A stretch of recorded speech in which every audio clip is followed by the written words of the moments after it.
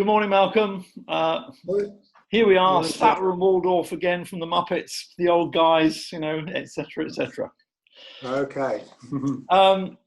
This morning's question is, how about church meetings and decision making during lockdown? Because of lockdown, obviously, people can't meet in church meetings as they usually do. And some churches find there's such an obstacle. I know one church in America, I think, who's said we're not having any church meetings until this is over. That's one reaction. But others have said, well, there is pressing stuff, and there are certain legal requirements. I think for some, an AGM, so we've got to do that. And some have felt, urgent decisions have got to be dealt with. What's the pros and cons? What are the things to think about when we think about church meetings online, trying to do a church meeting through Zoom or something like that? I know of at least one church, actually, which has appointed a pastor based on electronic meetings only and thorough sort of references from different folk. So church meetings in lockdown, big subject, won't be able to cover it all. So let's just suggest a couple of things leaderships, pastors ought to be thinking about. So number one, ask yourself, does this church meeting, does this stuff have to be dealt with now? I think that's probably a place to start. What do you want to say about that? Okay, yeah. Well, if this goes on for the next year, for example, some decisions are going to have to be made. Maybe not absolutely massive ones, but definitely people need to have some idea. Otherwise, the church could just drift off course and even fragment. Because I think if people feel that the church has lost its way, then they might be looking down the road or zooming around the country trying to find something they like a bit better. There is a tendency to that. But I think the thing is that pastors and elders need to be well ahead of the game. They've got to be in touch with members' feelings and views before the decision-making process goes too far. Otherwise, you'll end up not representing the church, but only themselves, the management team, as it were. Yeah. We may not like the expression the new normal, but the old normal certainly has passed and things are going to have to be done, but we've got to do them very sensitively because this is a minefield, I think, in many ways. So not rushing, kind of trying to be patient with people and saying, okay, does this really need dealing with? And if it does, what are the members thinking and how should we be thinking? And certainly it's not right for leaderships. I think some leadership, sadly, have kind of tried to slip something controversial past the membership, as in these conditions. And, you don't want to be that kind of thing. So I think that's one area. Are we rushing things?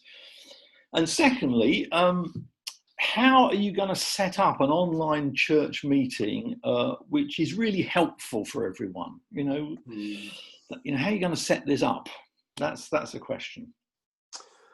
Well, I think to ordinary people, if you like, who aren't used to leadership and management and who certainly aren't doing Zoom and so on through their work, the whole thing is rather intimidating. Particularly, a lot of elderly people just don't do it anyway. So you've got to be really careful to somehow represent their views. Otherwise, they can just be disenfranchised, kind of thing. Yeah, they can easily be lost and just feel, well, the church isn't for me anymore. It's all gone off into a sort of cyberspace, and they're not on the spaceship. So it needs to be well managed, and I think a lot of preemptive work needs to be done by the pastor. He's got to get round people somehow and get their feelings on things. So the church then doesn't just take a sort of draconian approach to stuff. Also, pastors themselves are quite familiar with this protocol of Zoom and stuff, so they're used to but it's still not easy, is it? Even now, we're sort of learning as we go, but a lot of people just don't do it, and therefore they feel. Yeah, go on. Well, they feel embarrassed to see themselves on screen and things like that, don't they? So, with that in mind, what do you think about taking votes on screen? People lifting their hands, for and against. I think that's difficult. That that makes a thing quite public, doesn't it? Yeah. And if you're in a minority, you're not going to feel as though you want to make some big public statement, especially if the general drift of the meeting's going in another direction. Right. That could undermine your confidence quite a lot. Yeah, I mean, and once church meetings get kind of dominated by kind of fear, really, you know, you're not. Well, you have to be quite plain. You're not in the Spirit, really. You know, that's not the way of the Holy Spirit.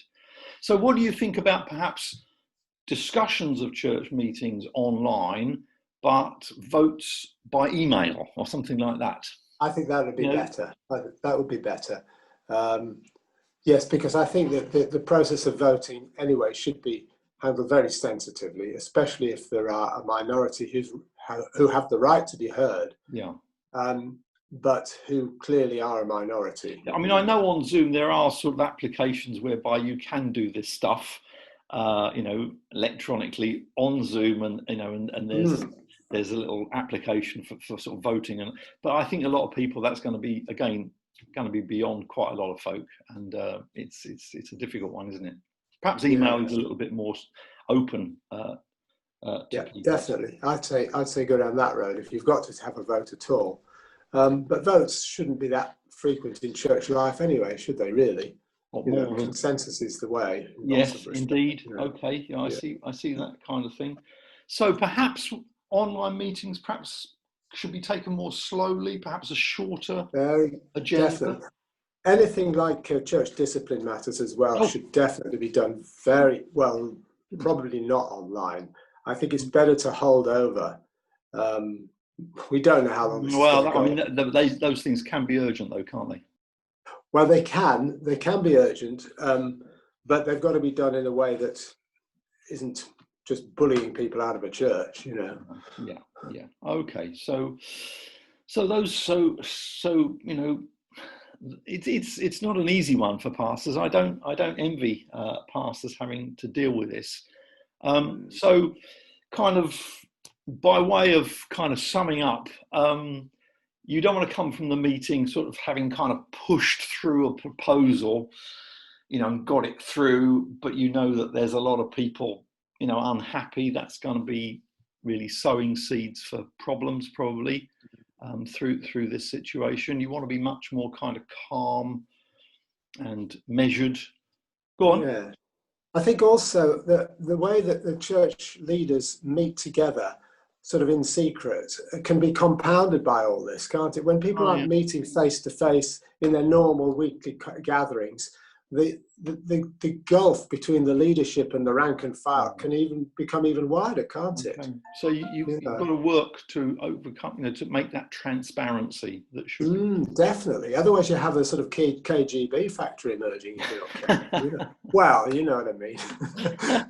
So what we're after in a church meeting, I was thinking about this. What we're after in a church meeting really is obviously God's will, but you know, in the context of peace and that wisdom that comes from above. So just to kind of end, I always feel this verse is of particular help, is that description of the wisdom that comes from above that's given by James in verse 17 of chapter 3. But the wisdom that comes from heaven is first of all pure, then peace-loving, considerate, submissive, full of mercy and good fruit, impartial and sincere. So you want to come away from an online church meeting feeling, you know, that, you know, there's been especially that impartiality, that sincerity, that, you know, that consideration. That's how you want that, you know, come away with that, you know, that's on your heart, that you feel, that's what we've done. That's where you've got to end up.